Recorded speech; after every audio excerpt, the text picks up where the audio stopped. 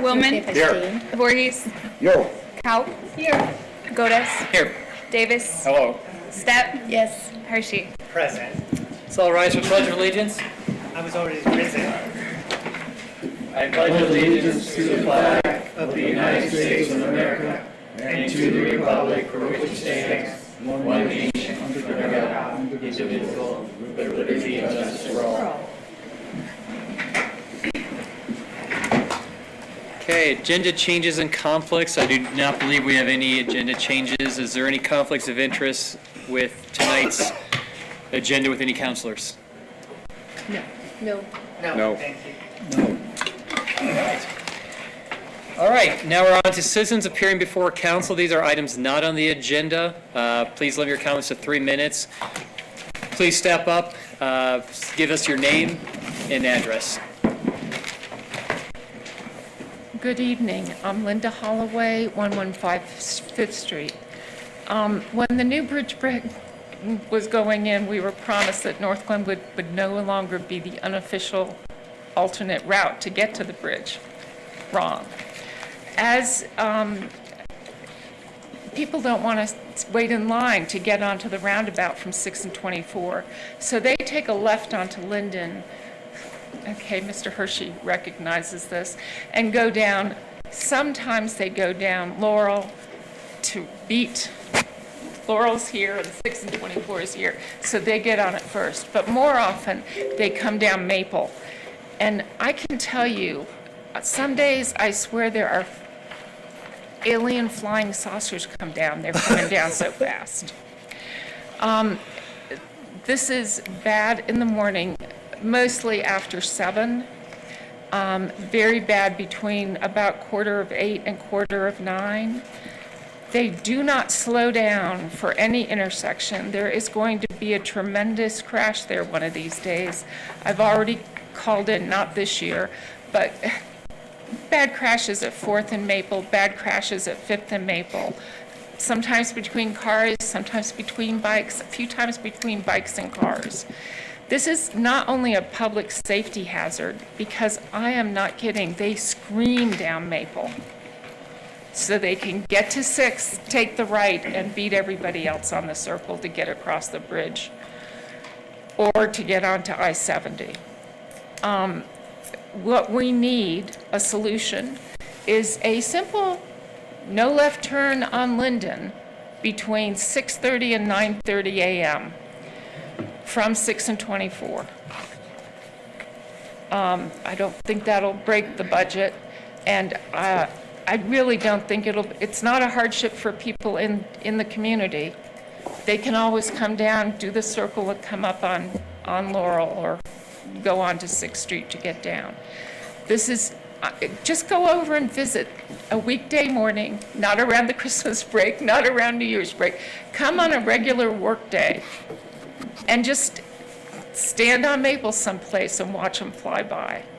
I would really appreciate you considering this. It's a safety hazard, and it's a neighborhood hassle. Any questions? Deborah.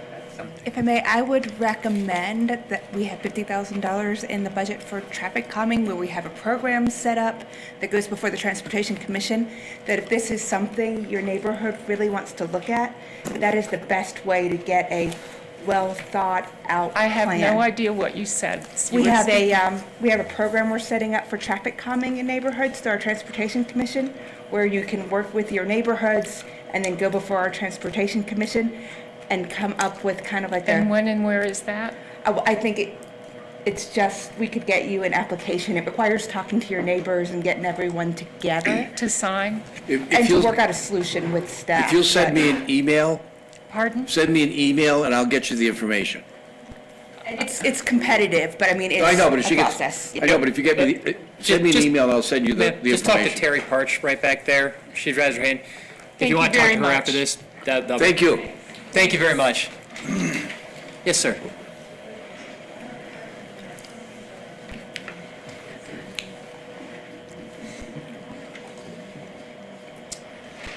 My name's Stanley Trulock. I live at 824 Blake Avenue.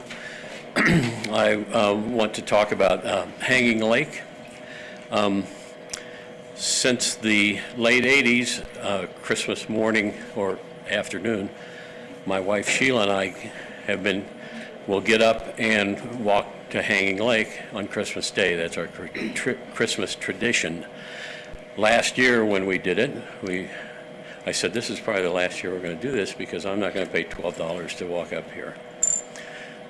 So I'm asking if there's any way that you people can make, during the off-season, offer or make it so local residents, meaning Roaring Fork Valley, Colorado River Valley to Rifle or whatever, don't have to pay the fee to walk up to Hanging Lake. We will not be using the shuttle because the shuttle doesn't run. We would still have to get a permit, so there wouldn't be too many people, although when we first started doing it, we would see 5 or 6 other people, and, you know, it's gotten more people each year, but it's not crowds. It's Christmas Day, and most people are home doing other things, but I was just wondering if that would be something you could do. And an example of doing that kind of stuff, I traveled to Maine to visit family, and Sheila and I wanted to climb Mount Katahdin, and you have to get a permit.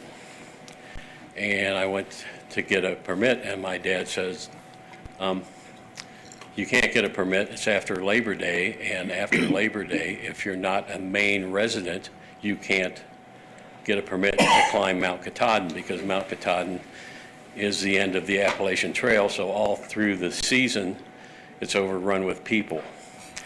If they can do that for their residents, I was wondering if it would be possible for an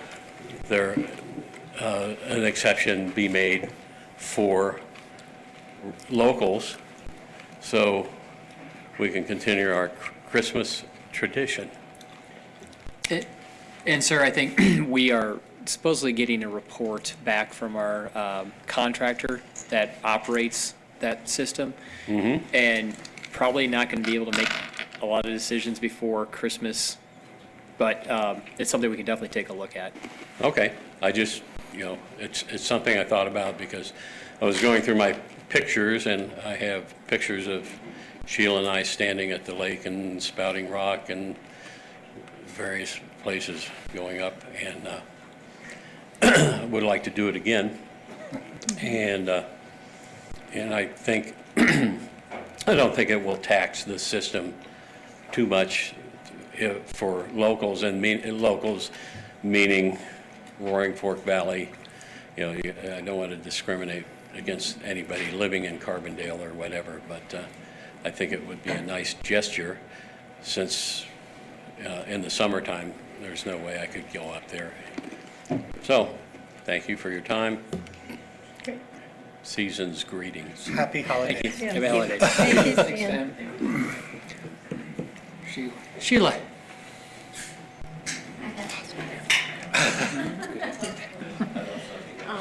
First of all, I wanted to thank Tony for his remarks in the paper regarding the bridge and keeping people on track for what they say they're going to do, because I think all too often contractors start something and then go off track, and it just seems like it just lies. So I really appreciated his remarks, and I encourage you all to stay with these people. And my feeling about the past was, my idea was for December, January, and February, for those 3 winter months when there's not a lot of traffic on Hanging Lake, then to allow the locals to come gratis for those 3 months. And then, of course, when the shuttle and everything starts again, we understand. We're in support of that shuttle. I've walked up Hanging Lake, and I've seen so many people doing things that they shouldn't be doing, and too many people. So I'm in support of all those changes. But I sure would appreciate something for those 3 months, if you could possibly do something for us. Thank you. Thank you.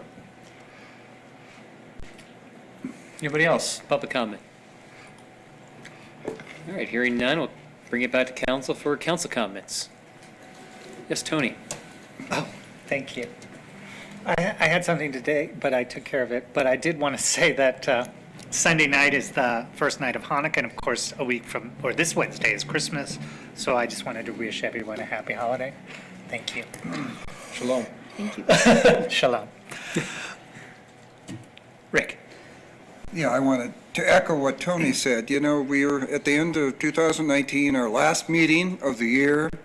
And as I look back, my personal scorebook, where we've been, what we've done as a council, I'm pretty amazed by all the good stuff that we've put forward, got going, discussions that we've had. And so I want to just wish all of my colleagues up here happy holidays, and everybody in the audience as well. Thank you, Rick. Charlie. You know, I thought I was going to be unique, but I would like to take the opportunity to wish all of you, fellow council members, city staff, all the city employees, but most important, the citizens of this city, for everything that you do for this community in your own way, whether it's city matters or other matters. This is a great town to live in. I think it's the greatest little town in America, maybe in the world. That I just love living here, and I appreciate the opportunity to serve all of you, and thank you for that opportunity. And I hope that the new year brings us all wonderful things. Thank you very much. Here, here. Thanks, Charlie. Okay, see no other lights. We'll go to item 9, consent agenda. Do I have a motion? I move to approve the consent agenda. Second. It's been moved by Shelley, seconded by Tony. Sorry, slipped it. No, yes, just. Yeah, all in favor? Aye. Opposed? Motion carries. All right, item number 10, ordinance number 32, series of 2019, ordinance of City Council of Glenwood Springs amending 2019 appropriation ordinance to reflect actual revenues and expenditures during fiscal year 2019, including anticipated revenues and expenditures. One reading. Hi, everybody. So this is just a housekeeping item. Every year, our code requires at the end of the year that we true up all of our spending against the budget. So this is a list of the things that true up all those transfers and everything. There's no surprises on here. I don't think there's anything we haven't talked about on here, so I think it's just a housekeeping item, but we've got to approve this ordinance every year. Any questions for staff? No. Charlie. No question, sorry. Just a quick question. Yeah.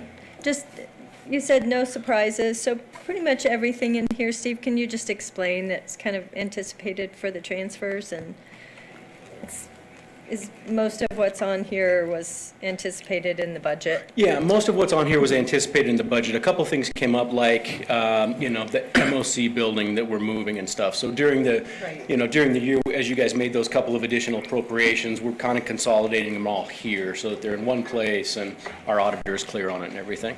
Yeah, and that 1.646 million that we're transferring, that was in reserves. Correct. In the general fund. Exactly right, So- yeah. So we're transferring to the capital projects fund. Great, thank you. Any other questions? Charlie. I move we approve ordinance number 2019-32, the amending appropriation ordinance. Second. Moved by Charlie, seconded by Rick. Any further conversation? Call the question. Hershey, yes. Stepp, yes. Davis, yes. Godus, yes. Kaup, yes. Voorhees, yes. Woman, yes. Motion passes unanimously. Thank you. Steve. Thanks, Steve. All right, I have 11, LOVA, Meet Me in the Middle project fund request. What? Oh, meet me in the middle? Okay. Evening, Jeannie Goulet, the Executive Director of the LOVA Trails Group. Thank you for having me tonight. Happy holidays. I want to introduce some members of the partnership of the LOVA Trail Meet Me in the Middle project. The chairman of the LOVA board is Helen Rogers over there. The other partners in the partnership besides the City of Glenwood Springs are the Town of Newcastle, which is the actual grant recipient, and the Mayor of Newcastle, Art Riddle, is here, and the town manager, Dave Reynolds. And the third partner is the RAFTA, Roaring Fork Transportation Authority, and Dan Blankenship, the CEO, is here as well. So just to give you a little bit of background, this is sort of an emergent ask for funding so that we can preserve the grant that we were awarded. In September, Love of the Trail was granted a historic, first time ever partnership grant from the Federal Mineral Lease District. About 2 years ago, they challenged all the communities in Garfield County to come together to collaborate and work on projects of regional significance rather than just individual municipalities. And we created this project, Meet Me in the Middle, and it met that criteria for them, and they very much wanted to support it, and they granted us $700,000. The initial ask was for $1 million. The total project budget is 1.6 million, I believe. 1.8 million, sorry. So we are faced with a little bit of a funding shortfall. So I went to the FMLD board and I asked them for more time to try to solve this problem so that we could promise and commit to the grant that they awarded. They've given us an extension. And so then I went to the Garfield County Commissioners and I asked them if the other partners in the grant would step up to the table and increase their contributions, would Garfield County join us in this partnership? And last week, they did approve a challenge grant of $150,000. This is a significant, huge contribution from Garfield County that hasn't happened in the recent decade in a scale of this number. And so we approached the other partners, and RAFTA, last week, the RAFTA Board of Directors approved a conditional contribution increase of $75,000 if all the other partners can meet the challenge. Then last night, 2 nights ago, the Town of Newcastle Council agreed to increase their contribution by $15,000, which is huge for Newcastle. We're very grateful for their contribution. So we're here tonight to ask for an increase from the City of Glenwood Springs of $60,000. Now, I want to apologize for doing it this way and for being in an emergent situation. This is not how I like to do business with LEVA, but we are in a difficult situation. We want to deliver the project that the FMLD deemed worthy of their grant monies, and all the other partners have worked really hard to create, and we want to deliver that project. Meet Me in the Middle is 700 linear feet of trail extending from the existing trail in West Glenwood to a nice wide spot in the canyon where the trail can veer away from the highway and the guardrail a little bit to a pleasant spot overlooking the river. And we hope to build a picnic shelter as well for visiting and looking at the river and so on. So the Love Trail is a lot more than a recreational bike path for cyclists. It is a driver and an engine of economic development, recreational tourism. It is a safe corridor for people to pursue healthy lifestyles, to walk, ride, run, hike, push strollers, walk dogs, and generally pursue healthy lifestyles. And finally, it's a transportation corridor. It's an alternative mode of transportation. We are looking at significant population growth in the next decade, something like 60% population increase in Western Garfield County alone. And I'm sure that you hear quite a bit about congestion on I-70. Imagine what that's going to be like with 60% more cars on the road. The Love Trail, once it's built, will create an alternative corridor, and it will reduce vehicle trips on that highway. And I would like to ask Dan Blankenship to talk a little bit about the transportation aspect of this when I'm done. But and let's see, the Garfield, the FMLD, when I talked to them about the grant, they said that the most compelling, one of the very compelling parts of our application was a letter of support from Parachute, town of Parachute, 40 miles away from where this trail is located, are in support of it because they understand the regional significance and they understand that all of the Western Garfield County communities will benefit from this project. So I'm sure you all have some questions. I have a question. No.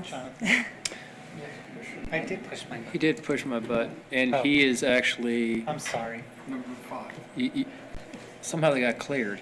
It's a Paula, real quick question. sorry, Paula had hers. The picnic facility, does that include some kind of outhouse or something like that? Some kind of what? Outhouse or bathroom facility or? No, not at this time. That's not in the budget. It's just a picnic shelter, similar to what's in Horseshoe Bend. It'd be about I think a 12 by 12 shelter. Okay, with a table under it, yeah. Yeah, okay. the master plan for the Leva Trail includes bathrooms and rest areas throughout the entire 47-mile corridor. Okay. Tony? So what happens if you don't match this? What would happen to the FMLD grant if you didn't get this money tonight? We will have to reduce the scope of the project and hope that they will accept it. And Terry, your engineer, can talk a little bit about that, what that might look like. We might not be able to deliver the project at all. And the county's challenge grant will go away. Right. The most significant thing about this right now is, think about it like this. If for an additional $60,000, you have the opportunity to leverage $950,000 into the community and into this project. So it's possible even theoretically, and maybe Terry can address this, that FMLD could withdraw their grant entirely if they don't see this money, right? Yeah, I would say that's true. You know, we gave them a scope, and Jeannie was correct. It's very close to 700 feet of trail. And as you can imagine, it's pretty expensive trail. It's, you know, supported by MSE walls, and it'll take us a while to get there, but it is also, you know, supported by the matching portion of Newcastle's grants that they have received in the past from the Colorado Parks and Wildlife. So, you know, I think it's compelling. We are doing a project that, you know, we're going to meet in the middle, and we're trying to build this very challenging trail. But in short, yes, if we change our scope, Garfield County can decide that they don't want to match or don't want to do the grant. And if I just can, like, this grant was very difficult to get. You know, we turned one in for FMLD for this partnership grant the year before for Two Rivers Park, and they didn't have any other applicants, and we still didn't get it. It has to meet a very specific requirement, and we may never get this money again. Thank you, Mr. Mayor. Thanks, Tony. Counselor Davis. I was just curious, I guess this section of trail is, as I understand it, the most difficult section of... There are actually three kind of major pieces. Glenwood to Newcastle is about, you know, in an overall budget is about $2.4 million to get to South Canyon. South Canyon to, thank you, Canyon Creek is really the narrowest and most expensive section. And then we've got a section from Canyon Creek to Newcastle. So, and that's a little bit easier. You know, we will be using some existing frontage roads and those kinds of things for that section. So there is a section in the middle that's going to be challenging for both of us, I think. But between here and South Canyon, once we get this section built, then it becomes an easier pathway to connect what's already been built coming this way from South Canyon? There is a short section, and yes, I think, you know, that'll get us a fair way there. And I think, you know, Jeannie's talked about, you know, pursuing other GOCO grants and trying to, you know, make that short connection. So I think, you know, it just creates leverage for future opportunities. Yes. Thank you. Councilor Voorhees. I yield. I already got my question answered by Councilor Stepp. All right. Councilor Cobb. Terry, I had a question on the memo, just to be clear on what funding Glenwood Springs is contributing to the project total right now, because it lists 100,000 twice. It does. So last year, we offered to help Newcastle obtain the grant that they got from Colorado Parks and Wildlife. So we offered a $100,000 match to build that section. So that is why you see $100,000 there. Okay. And then with this Federal Mineral Lease District grant, we offered another $100,000. And then we're being asked to make another $60,000 contribution to, you know, that as a part of that challenge grant. Okay, so it's 260, but that includes this additional section of trail that goes to Canyon Creek from... Goes towards Canyon Creek from Newcastle. Okay. That grant is currently in play, and that $100,000 helped to leverage $500,000 of CPW Parks and Wildlife / State Trails Non-Motorized Grant Program. And that's currently being worked right now. Newcastle is spending down that grant. So that was last year, and that brought in $500,000 into the community of Okay. state money from State Trails. Okay, okay, great. Yeah, I think it's impressive to see the partnerships and the leverage on this project. All right, other questions? Councilor Willem? So if I understand this, if we did the 60, the Glenwood share, this would be a little more than, well, $260,000, correct? $260,000 total. Okay, that's, That commitment was last year out of this year's budget, and we're completely committed to the first $100. I understand that. So my other question is to you, Deborah, or to Steve, or Yvette, is what is our reserve as budget after the 2020 budget in our capital projects? So I believe we proposed taking this out of the A&I fund. I understand what you're proposing, that's not my question. But you wanted, you know. That is not, that is a Steve or Yvette answer. I don't remember. About $2 million. Okay. In capital projects, that's our reserve after the money we're spending in 2020? Correct. It's about a $2 million kind of floor reserve, unallocated. Okay, thank you. Though, if I may, we do have about $60,000 in unspent A&I trail money out of this budget, correct, Steve? Correct. If that is something you guys want to consider. Wait a minute, could you tell me that again? I didn't understand that. Clarify. We have about $60,000 in, we budget money from A&I every year to maintain our trail system. I don't think we needed to spend it this year. It's just one of those ongoing things we always budget because that's how the trail systems were built. The River Trail, they were built with A&I funds, so we budget A&I to maintain them. So if I may, is that 60,000 already been allocated in 2020 into the A&I funds we're going to spend?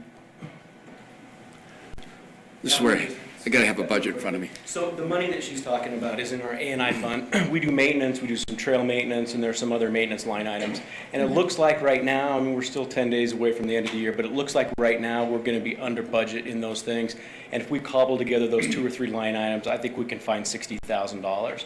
So that $60,000 is money that would then fall through to our reserves next year, but that's really not in the budget right now. A reserve at A&I. Our reserve in A&I. So if we took that $60,000 and allocated it to this LOVA project, you know, our A&I fund as a whole wouldn't be any different. So this 60, if we did it that way, would not tap into what we've already allocated in our resolution earlier this That's year? correct. Okay. A budget is our best guess, and we don't spend everything we budget every year. Right. And the budget you're referring to is 2020. 2019. One more You're year. talking this year's budget. We have that $60,000. If we couple together a couple of sources. Any other questions for staff? Sorry, Tina. No, fair Thanks, enough. Steve. All right. Let's open this up to public comment. Anybody from Did Mr. Blankenship want to make a comment, I think? Oh, he's part of the public. He is part of the public. So knock yourself out, Mr. Public. It's Jeannie's fault. She volunteered you. Well, thank you very much. It's nice to appear before this new council. There are a few new faces. I know Tony, I know Paula. and I How think long have I known you? Gosh, 20 years. 20 years. Since 21 the years. Formation of the Roaring Fork Transportation Authority. And I think I've met Mr. Willman before. But I'm excited to be here because the potential of building that trail through South Canyon, it's on my bucket list. I don't know how many more years I have at Raft, and maybe a couple, but 10? I'll tell the board that. But I think it's just so important to get that trail completed because it is really hazardous for anybody that wants to ride a bicycle through that trail to get to or from Glenwood Springs and to and from Newcastle. And there are people that do it. I see them every once in a while, and I go, oh, boy. When I was in 25, I rode my bicycle from Oakland, California to Littleton, and on roads that had shoulders that were about that wide, and there were semi-trucks and so forth going by. I didn't really worry about it at the time. I didn't even have a helmet, and I had like a $100 bicycle, and I just went for it. But that was before the age of cell phones and electronic devices and lots of distractions that people have. And I think if we could get that trail completed, you would see an enormous number of people who live west of Glenwood Springs that would want to use it. I would use it. I'd get myself an e-bike, and it would be probably a 20 or 30-minute ride on an e-bike from Newcastle to Glenwood Springs. And it would be good for people's health, and tourists would want to utilize the trail. But the main thing is it would be a lot safer for people that want to try to ride a bicycle between Newcastle and Glenwood Springs. And what excites me also about this is that it's a partnership. We've got FMLD, willing to contribute $700,000 to build this section of the trail. RAFT is coming in for $175,000. At least this particular section, Newcastle has offered up another $15,000. And the city has already committed $100,000, and you're being asked to contribute $60,000 tonight. And then Garfield County, that has been a bit reserved in terms of committing funding to the trail through South Canyon, has challenged us to come up with funding to make this grant possible. And what I've seen is that you have to bite these projects, these big projects off in smaller chunks to get them done. It's seldom that you're going to get a grant that's going to fund the whole thing. But as you get these pieces put together, like we did with the Rio Grande Trail back when RAFTA inherited the corridor and started working on it, that with each section you get more momentum, and you get more enthusiasm, and you find people that are willing to step up and help get them done. And I think the same will be the case here. This is a critical piece of trail. There are others that we will want to get completed in the future, but each one that we get done makes it that much easier to get another quarter of a mile or a half mile or a mile of trail done. And I'd really like to see us be able to get this one done and get this one off the ground, and I'd appreciate it very much if this council would consider making this additional contribution. I know it's not a small sum of funds, but it would leverage all this other money and make this possible. Have any questions? Tony? Oh, I didn't have a question, I'm sorry. That's okay. Thanks, Dan. Thank you, Dan. I just want to say one more thing about our overall strategy. Currently, we have 2 grants in play, both under the town of Newcastle. One is a planning grant to get the design almost complete from South Canyon to Canyon Creek. The other is the $500,000 state trails grant that I mentioned. Earlier this summer, we went for a large-scale federal grant, the Federal Lands Access Program, or FLAP, and we didn't get it, but that was a really useful exercise. That program only comes around every 3 years. So our strategy is now to chip away at the project in small increments so that that big price tag comes down, and we will be better poised to win that grant in 3 years from now. We learned a lot. The feedback that we got from the Federal Lands Program was that we needed to build a stronger partnership with the land managers, which were the BLM and Forest Service and all of that. And so we have a strategy to make a much better application next time, much more compelling. And in the meantime, the third thing is, if we do this me in the middle, then all that's left to get to South Canyon is about 2.1 miles. And in the past 6 years, every time I've gone to GOCO and said, can we get some trail money to go into South Canyon, they say, we don't want to fund a trail to nowhere. We want to make connections. Their program, their large-scale grant program, is called the Connect Initiative. Well, the Connect Initiative has just timed out, so they're regrouping, and they're not going to roll out a new trails grant program until 2021. But I believe that it will be another trails connectivity-oriented program. And at that point, we will be really well positioned to make that final connection and get to South Canyon. And so this Meet Me in the Middle segment is a really important step, a small piece of the puzzle, as Dan referred to then be able to get that final connection, get to South Canyon, and then the big flap grant in 3 years will be a little bit less money, a little bit less of an ask, and we will have created a much more robust partnership throughout the region, and we will have a really strong application. So we have a plan. Thank you. Thank you, Jeannie. Thank you, Dean. All right, is there any other additional public comment? Art?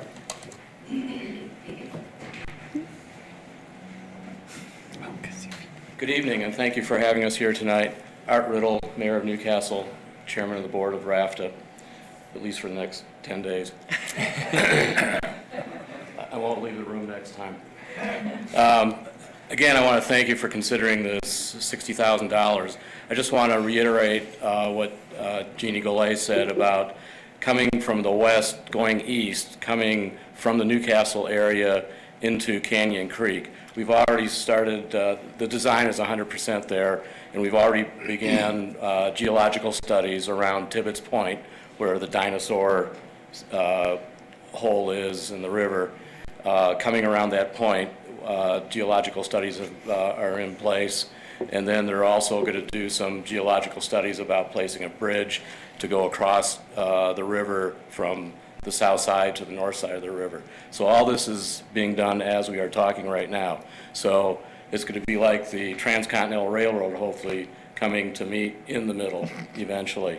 And also I want to mention that a couple of weeks ago, town of Newcastle, LOVA, and the town of Silt got together to begin talks about extending the LOVA Trail from the town of Newcastle out to Coleridge High School as a multimodal feature, and then from Coleridge High School to the town of Silt. So we're not just going to end this whole thing here. The goal is eventually get to Mesa County and join up with their trail system there so we can go eventually all the way to the state of Utah.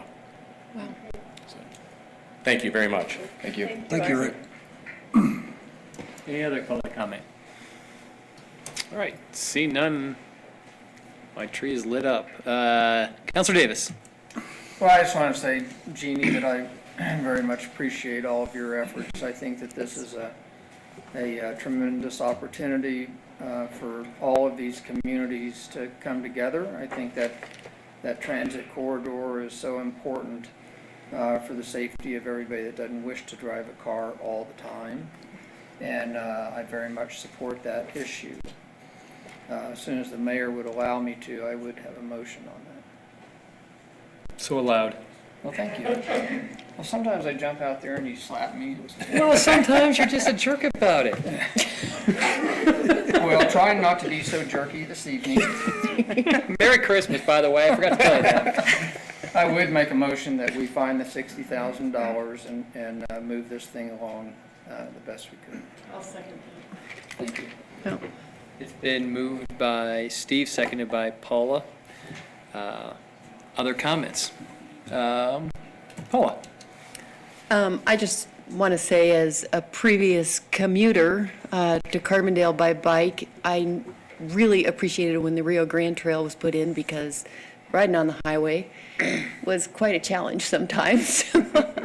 So number one, safety. I'm really happy to see this connection happening.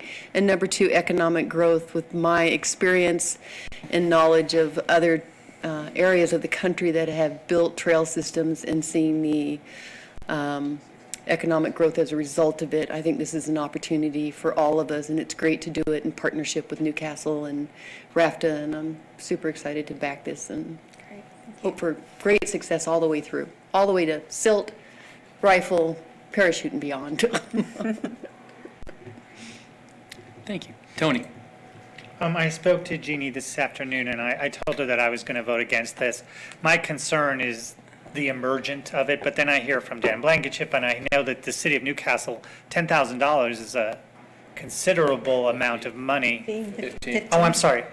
10's a lot, but 15 is more. So originally, I know this ask was for 75, and now it's for only 60. And when you have John Martin and Tom and Mike also contributing, it makes my decision harder. But My concern is, why we have, Mr. Mayor, this emergent situation where with the gun to our head, well, if you don't do it, and the questions I ask, if we don't give them the money tonight, it's very possible that money from the federal government disappears or the grant disappears, money certainly from our partners at the county goes away. So, it's an unfortunate situation, but, $60,000 is a lot of money. It's a lot of money for any citizens, it's a lot of money for our taxpayers. Maybe proportionally not as much as what Newcastle gave, and I really appreciate that. But that's why I have issues with this. Thank you. Thanks, Tony. Appreciate this. Councilor Kopp. And I will vote to support this. I'd just like to say I agree with what Councilor Davis and Step mentioned before, so I won't repeat that. But I also really value the partnership, and I value the fact that Garfield County stepped up with an extra $150,000 match. Town of Newcastle stepped up with an extra $15,000, and I think to the extent that we can find this in our budget, I support coming up with an extra $60,000 to make this happen. Plus, I really value the partnership, the first ever partnership grant for FMLD. That's huge. So, thanks. Okay, thanks. Oh, I Thank just you. wanted to mention, the town of Newcastle in the original grant application committed $30,000. So they've increased it to by $15,000 to $45,000. Yes. Right. Steve, I had a question for you. Can you answer it? Probably. Okay. But go ahead. Yes, sir. I just wanted to address real quickly what Councilor Hershey said. I mean, he's absolutely right. I mean, this comes out of sort of nowhere. Normally, we really aren't in a position to do this. $60,000 is a lot of money. The timing is really good right here because we're right at the end of the year, and your department heads did a really good job managing their budget, and it just so happens that we do, in fact, I think, have the ability to do this. So, but I think Tony is right. We shouldn't, make a habit of just being able to, pick up a $60,000 ask anytime it shows up, so. And Steve, just sorry to jump in, but in the past, this kind of money has gone to do things like, have they been used to help fund the mountain bike trails and? Yeah, that kind of stuff. And, the Rio Grande Trail when we do a little bit of rock mitigation and, just that kind of stuff. Okay. So, I mean, I think it fits pretty well into the budget. And, like I said, if it's in the middle of July or something, it'd be way harder for me to feel confident that, we've got this money available. But right at the end of the year, I think we're okay. So just as a point of interest, and excuse me, I'm jumping ahead in line, but just, if it's in the budget, and it's within your spending authority, Deborah, why does it have, I appreciate that it is coming to us and we're having a conversation, but why does it have to if it's something that's budgeted? I only have spending authority up to $100,000 if it's budgeted for that specific item. Okay. So the fact that it's budgeted for trails but not specifically called out as this trail, and I'm happy that you brought it before us and all, but I'm just more of a housekeeping question. Okay. And thank you. maybe you could have pushed and done it, but this is a better approach. I'm not arguing with you. Just I appreciate it. Thank you. It just speaks to the fact that we have money in trails budget, but we're still being asked to authorize it. Okay. Rick. Just want to say that this is one of those projects that I didn't think would ever come to fruition, and I really appreciate, Jeannie, your leadership, appreciate our partners, and I'm looking forward to seeing the golden spike when it comes together. A promontory point is what we could call it, I guess, if we were wanting to label things. But thank you for all that work, and I'll be voting yes. Thank you. Can I say one more thing? I left off RAFTA for the extra 75. Thank you, RAFTA, for the extra 75 also. Yeah, Can and in the I say original. one more thing, Jonathan, before you call the question? Charlie. After Charlie. And then the original grant application, RAFTA committed 100,000 as the city did. So they're at 175, Newcastle's at 45. You all are at 100, and we're asking for 60 more. Right. Just, clarify the numbers. In my younger years, used to ride a bike a lot more than I do now, and I rode through South Canyon 30 years ago, and it was a safe thing to do. I would never do that again. And like Rick, I don't think I ever thought this was come to fruition. So I want to appreciate our partners and Jeannie for all your work. I'm glad somebody's staying on this and pushing. I hope you are successful in finishing up this project. I'll be supporting you with this and in the future. Thank you, Charlie. When I was training for the Olympics, I rode through South Canyon at least once a day and oftentimes twice a day on I-70. Wow. Well, it was easier then. I had a little. Yeah, I'm sorry, go ahead, Paul. That's all right. Can we add to it that this is where the funding is coming from, is the 2019 remaining trails budget? Sure, whatever you want. Thank you, appreciate it. I assume. You made the motion, that's why I'm asking you. Yeah. Do I have to repeat what you just said? They changed where the money's coming from. That we want this The funding to designated. come Coming from the from that. 60,000 That in A&I trails money. 2019 I A&I just kind of budget. thought they went without saying. Sorry, Tony? Therefore, Yes. Consider it said and seconded. So just to echo what Steve said, I just have a philosophical problem with how this is being spent. And the citizens of the community have already spent a lot of money, and that's why I'm going to be voting against this. Okay. I'll just say a few things. When we did the Grand Avenue Bridge and the 27th Street Bridge, we spent tens of millions, over 100 million between those two projects. They did not add capacity. We replaced 2 lanes and 4 lanes with 2 lanes and 4 lanes respectively. The only thing that we've added capacity in the last decade really has been our bike trail network. For example, when we finished the Roaring Fork Trail, the Rio Grande Trail, excuse me. Things like raft expansion, Destination 2040. Those things add capacity to the system. This is something that actually adds capacity. We're not going to see a 6-lane I-70. We're not going to see a 6-lane Highway 82. So if we can add capacity for, get closer to the goal of finalizing that capacity addition for an extra $60,000, my vote is for this as well.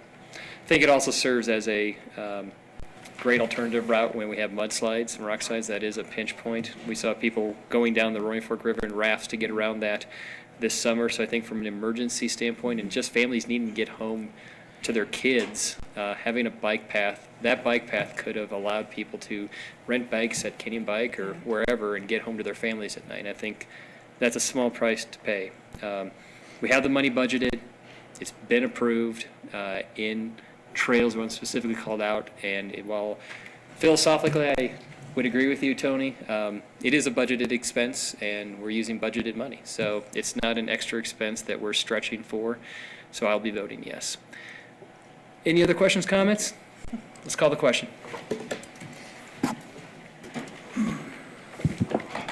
Hershey, no. Step, yes. Davis, yes. Scotus, yes. Kaup, yes. Voorhees, yes. Woolman, yes. Motion passes. Thank you very much. Thank you very much. Thank you, Art. Thank you Thank all. you, Dan. Thank you, Dave. Dan, you're not going to stay around for the next one? Tell Dan the bridge opened. You should stay around for the next one. Well, you don't have to. No, you don't have to. I'm just kidding. Go ahead, Terry. So good evening, council. This is a discussion of the public process for the congestion reduction study that was recently approved in partnership with RAFTA. Councilwoman Kaup was curious and wanted to make sure that there was a robust public process and that the council had a lot of opportunity to be involved. So I just wanted to go through this, or at least the framework of this process, and then request that the council nominate or appoint someone to be a part of a focus group that's a specific group that will be a little bit more involved than just the reviews that'll happen at the council level and also at the RAFTA board level. So right now, the public process, I think you have a flow chart that was included in your packet. You can see really the overall process and the project development through here. And overall, from a public input standpoint, there's proposed 2 City of Glenwood Council meetings, 2 RAFTA board meetings, 2 focus group meetings, and 3 different public, just general public meetings. They also identified pop-up events, and I'm not sure what that means right now, but that's included as well. So you can see that, there's a lot of public input, both from the City Council and from the RAFTA and from the focus group around establishing the corridor vision and the purpose and need. And I know there's, I think a lot of interest, not only from the council, but also from the Transportation Commission about the vision for our transportation system in the city. So I think that that'll be a good place for both the council and for the Transportation Commission to be able to comment on this. And as far as the focus group is imagined at this point, we'd like to invite citizens on an invitation basis, only basis that are really involved and would have a large stake, I guess, in the decision that we would be making in this process. A council member is absolutely very important to the process, as well as one of our Transportation Commission members. But I think Jen had a recommendation of a few other community members that would be important to include in this group. So, that right now we're kind of still establishing the makeup of the focus group. But this overall is the process that we've envisioned. I guess I just wanted to have any comments that you thought that we should, or anything that you think that we should change, or comments about the public process as a whole.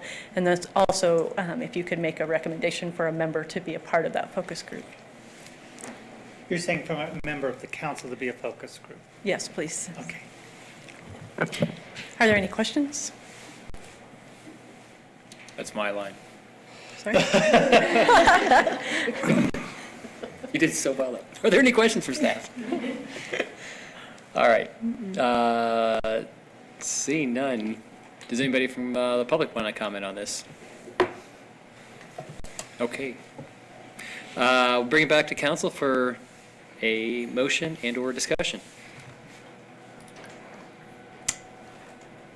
Charlie. First of all, I think this is an important process. And secondly, I'd like to volunteer to be the council member. I work with the Transportation Commission in the Financial Advisory Board. I think it'd be a good, and the DDA, and I think that'd be a good mix to bring from a council perspective. So I'd like to be the representative. Thank you, Charlie. Tony. I see Dan Blankenship here, and I'm having post-traumatic stress syndrome from light rail in Aspen from 1999.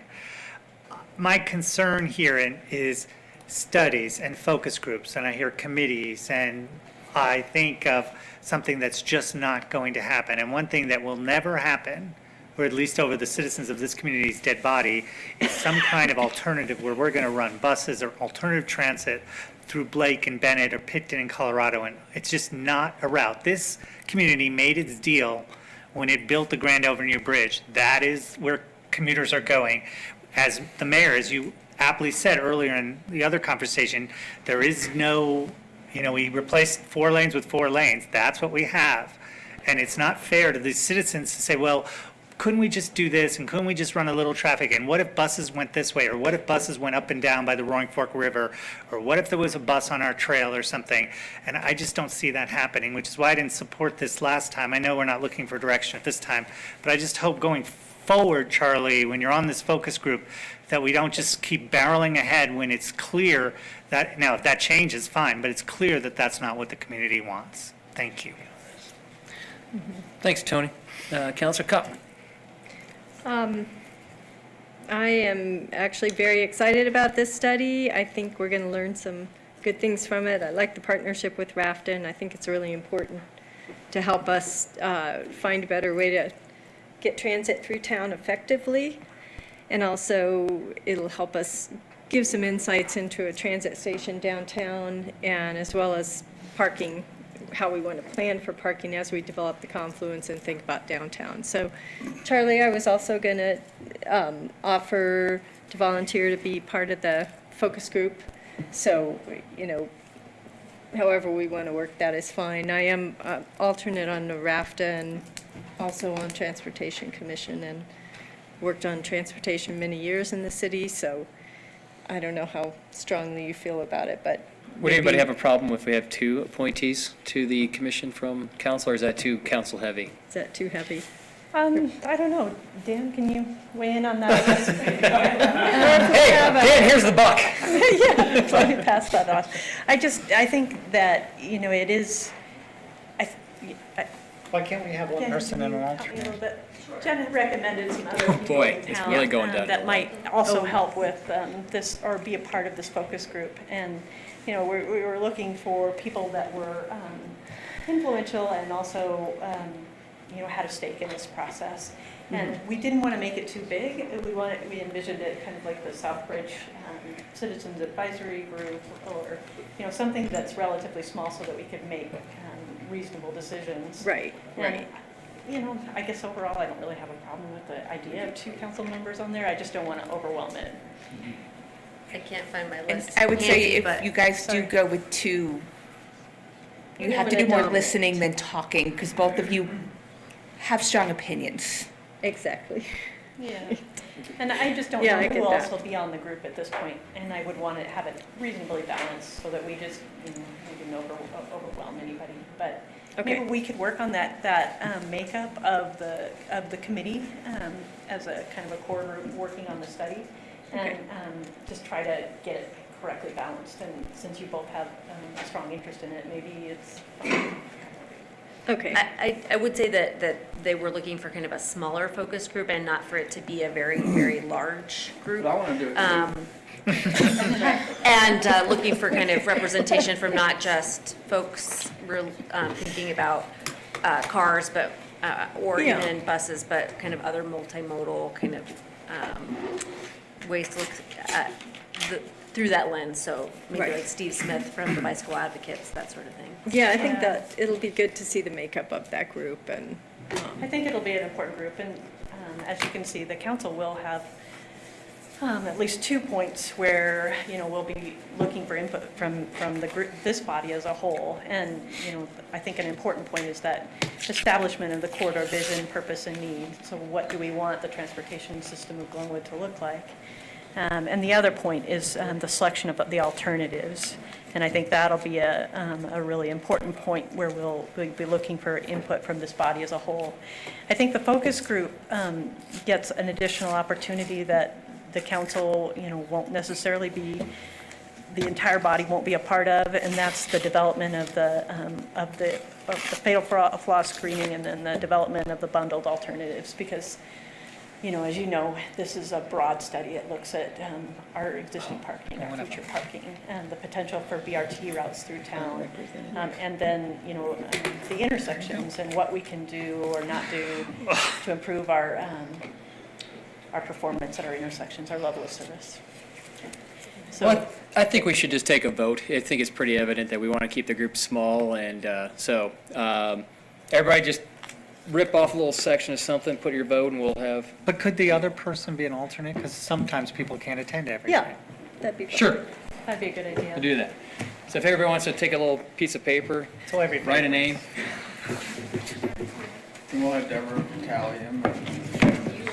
We're voting for you too, right? Just to be clear, our candidates are Shelley, Somebody come and help me. Charlie, and Steve. I'm looking at that thing that's out there. And I, There's a couple of meetings. Rick, you got yours? No, not yet. I didn't know why you were giving me a torn piece of paper. I thought you were mad. All right. How much did Charlie Oh, lose if by? you can't read it.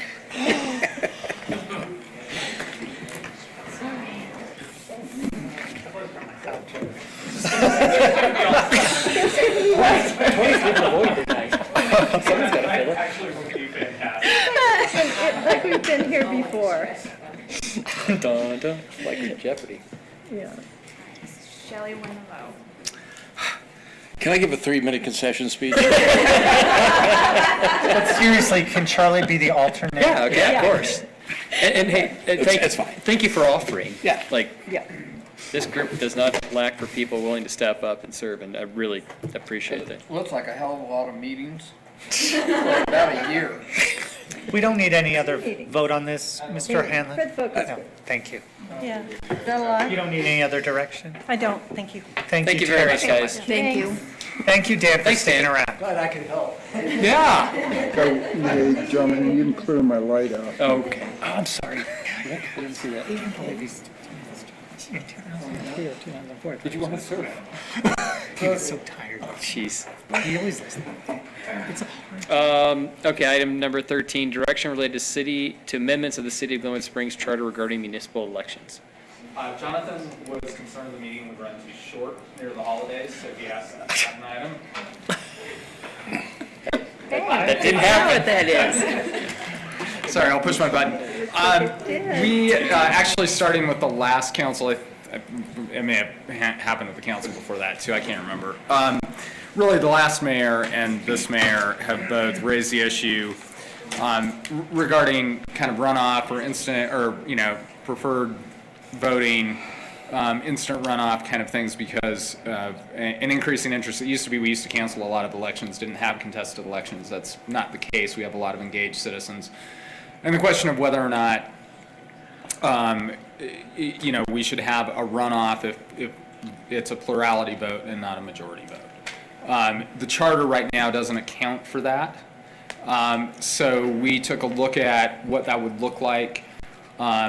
Unfortunately, the county ballot machines that we rent for municipal elections can't do that at this time. So if we were to have a runoff election, we would have to schedule that. It couldn't be an instant runoff. It would have to be 30 days later or something like that to be able to do that. So obviously that has a financial implication, probably $12,000 to $15,000 to run that election for any election, particularly a regular municipal.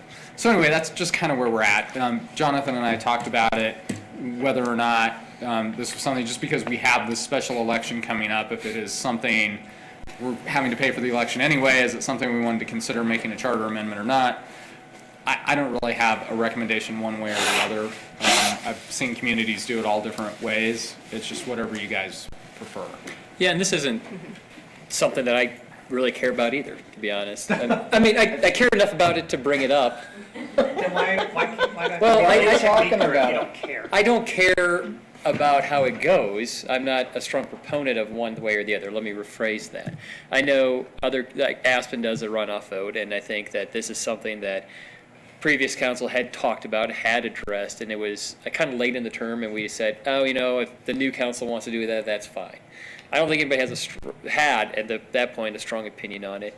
So this is something that's kind of been carried forward. I think one of the things that, with a 4-way race, or even a 5 or 6-way race, or a 3-way race in the case of my race, you can have somebody that wins with 26% of the vote. And is that the will of the majority of the voters?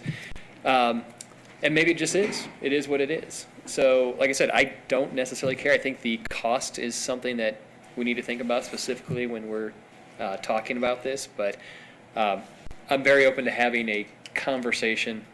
I am not tied to however this goes. And I would imagine the next council in 2 years will probably have a brief conversation about it too. So anyway, with that, Councilor Hershey.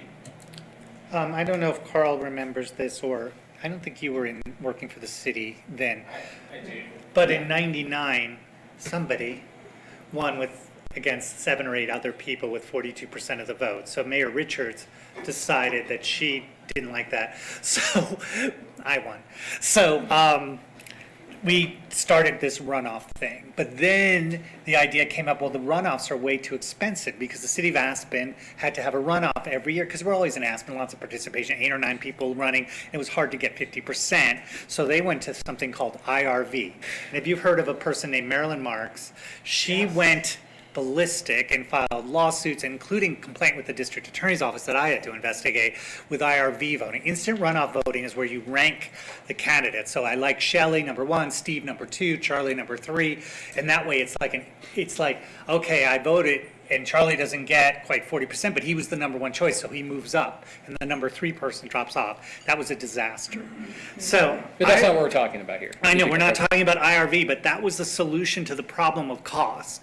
So I sort of like the way it works. I don't remember this election, Carl, but I think I got like 48 or 49%. It was very close. But that may have meant there was a runoff between me and Jim, or me and, what was her name? Erica. Erica, excuse me. And, maybe Erica could have won. I don't know.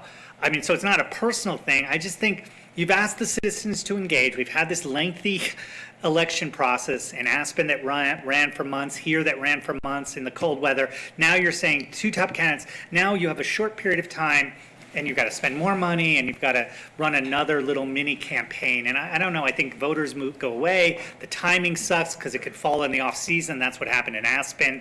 So they moved their election up, actually, so more people were there. That was Skippy's thing. But then if you have a runoff, then it's after that time. So I guess you're going to be voting no. No, so I would oppose changing this. I just think it works. I just don't see it as a huge problem. I've never seen here more than 2 or 3 or 4 people running. I don't know how many ran in your race. 4 originally, but then 3. In Shelley's race when she won against Charlie. I just don't think it as an issue, and I think it opens more problems, so I am opposed to it. Thank you. Okay. Thank you, Tony, for that brief explanation. Steve? We've been kind of volleying this ball around for 6 years that I've been sitting up here. And it actually makes sense to me that if you are representing your constituents, that you represent a majority of them. The other community that I'm somewhat closely related to is about the same size as this community, and they have runoff elections, and we just went through one down there. Same thing, 4 people running, somebody, the winner would have had 20-something%, and doesn't hardly represent the majority of constituents. So I kind of appreciated the fact that they had that runoff, and then it's a clear choice. I'd support moving in that direction. I don't think that $12,000 breaks the bank to figure out who really represents the majority. Paula? So, I'm concerned. I think you have to look at every $12,000 myself, but I haven't heard public comment on this. I mean, this is the first time it's been brought to my attention. I've never discussed it with my neighbors. It's not been a community feedback kind of thing. So I'm just wondering, did this initially, mine's more a question, did this initially start because of a previous race where people in the city felt that they weren't represented? I think it was Steve, the first term you were elected. That was no, but it was that year, I think, was the first time it really came up, and I think there was just folks were talking about it. I think the Marilyn Marks seats were finally wrapping up in Aspen, and I actually defended one down in Salida against her as well. So I think it was around that time, and it was just kind of a point of discussion about how that works, and I think really part of the national conversation when we have multiple candidates now running in races and things like that. But to be clear, I did have a majority. Yes, but you you did. I meant in a 3-way race. Right. No, I meant it was that election cycle because it was just before I took back over as general counsel. And Kathy Trager had a huge majority. I think she had like 1,100 votes. Yeah. Right. Well, Yeah. No, and that's And she ran against 2 other people. Yeah, it was more the idea that it was the first time in a very long time that I can remember having 3 candidates running. And honestly, because really in Glenwood, either there's 1 candidate or there's 2. And up until that election cycle, in the 20 some odd years I represented the city, that was the first time we bumped into that. I mean, we had a council member that got, I think, 24 write-in votes because we couldn't find any, that she was the only person who ran, and she ran as a write-in.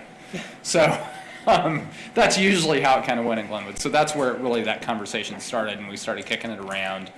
And every time some other community has kind of has a runoff or an instant runoff, you get some, I hear about it, but then again, I run in a weird group of people called attorneys, so they're always.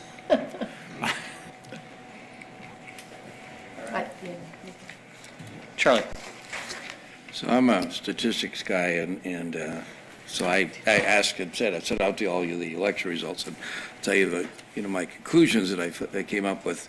In the last 5 elections, there were 3 uncontested seats, 2 uncontested seats, 2 uncontested seats, 1 uncontested seat, and 2 uncontested seats. There were 5 of the contested seats where there were multiple parties running, that is 3 or more, so not just a 2 thing. And of those, there were 2, in Shelley's, and Tony and yours, where the prevailing party did not get 50%, okay? So I'm not wedded to this, and it has nothing to do with, losing a large election 2 years ago or any of that. The issue, I think, is, and I'm kind of with Steve, I'm not sure if it's a good thing or a bad thing, but I think we should give the voters a chance to take a look at it. If we got a city election going out, it's not going to hit, it's going to hit a ballot question. Do the voters want to have a majority? If they do, great. If they don't, great. I don't intend to campaign for it, just tend to put it out there and see if they want it or not. So I think it would be good to give the voters a shot and see, do we want to have, where's the runoff, so you have to have 50% of the people. If they don't, I don't think it doesn't make a lot of difference over, 10 years of elections since 2011. It doesn't make that much difference. And in each case, the person that didn't get that majority was damn near real close to it. So I don't know. That's my view. But why not give the voters a shot and see if they want to do it or not do it? You mean ask them the question? Yeah. Oh, okay. Yeah, We're not just making the decision here today. If we weren't going to have Tony, if we're going to have an election, I would never make this a separate election. But since we're going to have one, why not add this ballot question? Because maybe it's not necessary. Sorry to throw a question in again, but do we know what the average voter turnout is in Glenwood Springs, percentage-wise of possible voters? For this particular election, it will be, for a special election, if we hit 20%, I'd be really surprised. For a general municipal election, I don't know if you know off the top of your head. 40-something? 40. Yeah, I think I would say between 40 and 50% for a general municipal. 40%. It's never as high as it is in a November The election. April election, I think we had 32, 33%. Yeah. We were over 30% on that one. Yeah. Well, you clearly had over 50%. No, I'm sorry, 30% turnout. No, I'm just saying. Oh, well, of course. Oh, okay. Anyway, so we won't have super high turnout, but it's, I think we're sort of settling on we're between 20 and 30% better turnout, no matter what we do. So we want to get 50% of the 30% of people that actually. 50%. Do you want the exact number? But yes, fair point. It applies, that logic actually applies to every election, which That's true, right. Can I just reiterate, Jonathan, my major concerns are cost and keeping the public's interest. Shelley? I don't have real strong feelings about this, but I do have some concerns, and a couple of them are kind of agreeing with Tony. I'm concerned about costs. I'm concerned about just the amount of time that would be needed to run these elections and have campaigns going on. I guess for me, it would only work if that runoff happened really quickly, like within the next month, so you're not dragging things out again. I would agree. Yeah. But also, if you do go back and you look at the statistics, and especially the ward races, a lot of times they are uncontested, and so it's easy to argue that that uncontested candidate certainly didn't get 50% of the vote. If they're the only choice out there, I mean, I guess number-wise, you say they get 100% of the vote, but a lot of times people don't even vote. There's really not a choice there, so it's just a walk-on candidate, basically. So I have concerns about it, but I'm not necessarily against putting the question out there. I just want to make sure there's good information and we understand what we're getting into if we take this on. Rick? Well, so 3 points. I think depending on how the language would be developed for this, I'd be in favor of putting it before the voters, simply because, this may increase their sense of engagement, perhaps. Just want to be sure it's not a solution in search of a problem here, so I guess we'd know that by the vote. The second thing is ranked preference voting. Garfield County voting machines cannot respond to, I guess, the mechanics of that. That should be something that the county would want to look at, I would think, in the future. Yeah, although they don't, I mean, their primary focus is two-party elections. That's true.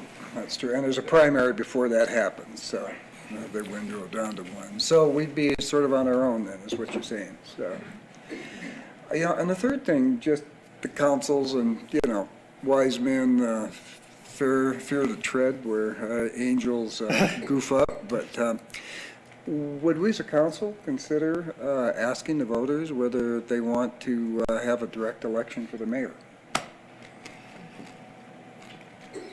We don't have to decide that tonight, but I mean, if we're going to be asking the will of the people, that might be a reasonable thing to ask. Thank you. I'll get to you in a sec. Or do you have something quick? Real quick. Yeah, go ahead. Two things I just want to comment on. And first is looks like, and I added up the votes, the ward votes are right around about 400 on average, and the at-large votes are probably running about 1,600 to 1,700 on average, total votes. Last year's at-large was 2,080. The year Shelley and I had it was 1934. So those at-large seem to be getting more attention. That might be because it's a multi-person thing, but I just want to add those statistics to it. So. Yeah. Well, you're going to have more voters because everybody votes. Pardon? Just the ward. Yeah, everybody votes in at-large. Yeah, I know, but I'm just saying, so you just understand the number of votes you're talking about. Yeah. So. I guess my thoughts are, I'm not real strong on anything, but I think that, having a four-way race, if a candidate wins with 25%, then that does not give the seated winning council person really a lot of mandate to say, I was elected to this seat, I represent, my constituents, because anybody can say, well, no, you only won 20%. You don't necessarily, yes, you won the election. So I think from that regard, allowing a little more legitimacy for that person is nice. I think we also have hopefully change a little bit of how we do things here in council to where candidates don't have to say, I have to give up every other Thursday. They can now say, we need to get out an hour or two from work every other Thursday. So I think things have changed to hopefully encourage more people to run. If they do, that's yet to be seen. And then lastly, all we're doing tonight is asking the voters if they would prefer it. We're not making a decision. If we had to make a decision, I could go either way, but I think it's an easy decision to put it on the ballot. They might or might not say yes or no, but at the end of the day, they get to decide if they want to do it and if they will know the cost, and if they think it's worth the cost and the value and they want a more direct say, great. And if not, I think, we're all fine living by the results. So for that reason, I'm okay with just putting it on the ballot and seeing, since we already have something going out there. Jonathan, I did have a question. Carl, how quickly We're fine because we've already. No, I'm sorry, no, let me finish the question, sorry. How quickly can you have the main election versus the runoff? Because I agree with Shelley, I don't think it's ought to be extended period of time for campaigning and all that kind of stuff. In a municipal election, we could probably do it in 30 days? And Catherine was here, she probably know what that means from, and I don't know, Lindsay, if you have any sense of. I'm pretty sure the resolution has to be, do you have? No, we're talking two different things. Between He's asking how soon after the regular municipal election could we hold the runoff? I'm pretty sure 30 days. Yeah, 30 days. So it has to be 30 days. What other communities do. Yeah, it's what other communities do, because it's our election that we're doing the runoff. It's not where I run into that issue, like we have this presidential primary that's pushing the special election around. And one more quick warning, Charlie, I'll just tell you from my experience in Aspen that the turnout is so much lower for the runoff that if you're worried about a mandate, people are like, well, yeah, but less people voted in this runoff election, so is that fair? I mean, I'm just saying. Tony, I know you just want to let the people decide, but sometimes maybe they don't understand all the issues that they're buying into. I hear what you're saying. Most often. Let's open this to public comment unless there's other comments up here. Christian, what do you think? If Christian's in favor of it, I'll support it. I support it. Okay. All right, let's call the question. There's no motion. Let's clear that. So I do, this is more just like direction. I think I heard enough of you that I will draft a question. Councilor Voorhees raised another question. Do you want me to just because that's really off the cuff for most of you. Do you want me to draft that question? It won't take me that long to draft that question too, or no? If you draft it, can we say no as a, Yeah, absolutely. I was just saying, I don't know if you guys have thought about it or not. You don't want to. I haven't thought about it. The question is, do you want to pay him to draft? No, I don't. You convinced me, Steve. I've am thought about the interested. mayor thing before, and I've actually had some discussions with myself, excuse me, when this is on the agenda, and I'm not You're not interested. I'm not interested in that issue. I think if we want to do it, we're going to have an election also in November. We'll have another election the following April if we as a body want to engage that. I'm fine with the way we do it now, yeah. I think it's a better process. And it'd be good to be on the agenda, because then there may be people in the audience who would be. No, it will be. You'll get Yeah, I know, that's what I mean, so that people, if they really have a strong feeling one way or the other, can show up at the meeting. But I appreciate the comment, Rick. Well, no, I just thought I'd bring it up. As we're looking at a ballot, we might as well. I don't think it's a reflection Advantage on of it. you. No, I didn't mean it that way. I did not. We no, can I- hear from all the former mayors. I literally, I meant that sincerely. Okay. All right, so I've got my direction. I will. Oh, you don't need a vote? No, I think I got it. But I am opposed, generally. I know. Okay. But not specifically. But Christian convinced me. I'll vote for City it. manager, do we have a report from you? Happy holidays. Oh, the Happy bridge is, holidays. the bridge is Happy open. holidays to staff. Absolutely. Yeah, The bridge thanks for is being open. here. Happy Merry Christmas. Merry Christmas, yeah. Kind of an early Christmas, well, it may not be fully signed, but a little bit of a Christmas present. It looks like we have a signed stipulation with the Home State Group on the RSCD. The River District we're waiting for signatures, and then we will submit for a decree. So, happy holidays. That's awesome. So that's one. The other one is on the RMR lawsuit against the county. Judge Norton did lift the stay today in the state case, so that will start moving forward. We're still analyzing our position on that and talking with the county about whether or not we're intervening.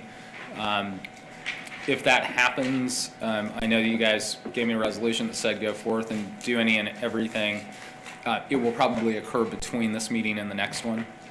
So I will give you a heads up before that happens, but just so you know that more than likely if we do move to intervene, like I said, we're having a conversation with the county right now. So probably Christmas Eve. And we've also requested to be a commenting agency. Is that the correct words for the We EA? have on the EA, the cooperating agency status, which will allow us to really participate more meaningfully in how they fully scope that EA, and also looking for a draft EA and not going immediately to a final EA, which is oftentimes what they will do, just to shorten that process. So working on that as well. Jonathan, just real quick question on RMR. With Judge Norton, did she give any, is there a timetable or anything, or she just looked at? No, and literally that just came in today, and so I got that information. It's one of the phone calls I stepped out to take was my litigation partner calling me to tell me that the stay had been lifted. I don't know if it's going to matter, Carl, but tomorrow Judge Norton's going on leave. She's having a baby in early January. Yeah. She's taking 3 months off, but she's still going to be writing opinions and stuff. But Yeah, she's and- going to be out of commission for at least a month. Yeah, and I think really all this does is open up for the usual, kind of standards. I know, she'll be back before this thing gets active, I think. Yeah, I was gonna No, say, no, we're I'm still just in the middle of, now we're just getting to the point of where, Just so you we have know. an ad issue date coming up. Maybe you have a divorce case waiting. Pardon? Maybe you have a divorce case waiting. She's not going to be around. Yeah, anyway, Correspondence. so anyway, that was it. Thank you. Thank you. Any other comments from Judge Norton? Correspondence. About Judge Norton. Correspondence, incoming and outgoing. Do I have? No, I don't have anything. Just a letter. Do you have the letter? Yep. That you emailed about? Yep, that one. That was on the agenda. Was it? Did I skip that? Oh, can I go just back a second? You gave us this 300-degree thing on the city manager. Is there? Oh, yeah. Is there? The letter in support. This is a little miscommunication. Okay, what I did give you was, we had a discussion about process for city manager evaluation. What you have in front of you is a memo from my office, working in conjunction with Dana on developing a form. We're looking for some feedback on that. I would prefer you just email Anna directly on that, because she'll pay better attention, and she's the one that's been working on it, is our employment specialist. If the list of people that we were thinking about is right, if the questions are what you're looking for, that kind of thing, just shoot us individually an email with your comments. That would be fantastic. We'd appreciate that. Just comments about the form, Matt. About the form, yeah. Okay, thanks. Yeah, not, this is still working on what the form's going to be. I was just going through my paperwork. I realized you had had it out, we hadn't talked about it, so, yeah, thanks. Thank you, John. Thank you, guys. I'm looking for that letter. I thought we had it in the packet, but we didn't. I have it in an email from you. I didn't see it in the packet. Today or though, yesterday, I so believe. Can it wait? I don't know, can it I wait? think it would be pretty quick, and I think it had a deadline, that's why we wanted to push What's it it to for? tonight. It's a letter of support to go after detox funding. Oh, yeah, I have it right here. Yes. Yeah. But I didn't see it. I've already signed it. I just signed everything, because I thought we were done. Do you need direction, or? Yes, it would be good for you to ratify the fact that Jonathan just signed that. I think it doesn't put us in for any Jonesy, I thought I money. It's signed just, they want to go after money for a detox facility, and they want It's a our grant. support. Yes. Are we generally supportive? Who's going after money for I support detox? it. Who is it? What is it? Tell me. It's to the members background. of the reviewing committee for the Western Slope CASA grant application, building substance use disorder treatment capacity in rural and frontier Colorado. Mind Springs Health, on behalf of the City of Glenwood Springs, I am writing to voice our support to Mind Springs Health and the proposal to the West Slope CASA grant to build a substance use disorder treatment capacity in rural and frontier Colorado. I think we're just asking to, this is just a letter of support for Mind Springs to build a. So it came from Mind Springs. That was my question, where it came. Yeah. Thank you. That's what I'm looking To apply for. for a grant to Okay, build great. detox. Yeah, I just didn't understand any of it, so. Well, I Thank didn't you. see it. We fully support Mind Springs Health in their effort to develop the case management and peer services the grant would fund. That's great. I support that. Okay. I'll Great. sign that when I get a chance. I thought you already signed it. Real quick, do we want to go over what was handed to us? Or is that I thought we were just about gonna your give him review? feedback. Or We were just gonna give Awesome. his legal assistant feedback. We should do that. Well, that's what we're saying. All right. Let's go into executive session. Can I run to the restroom while we do that? Yeah. Mr. Mayor? Yeah. Thank you, everybody.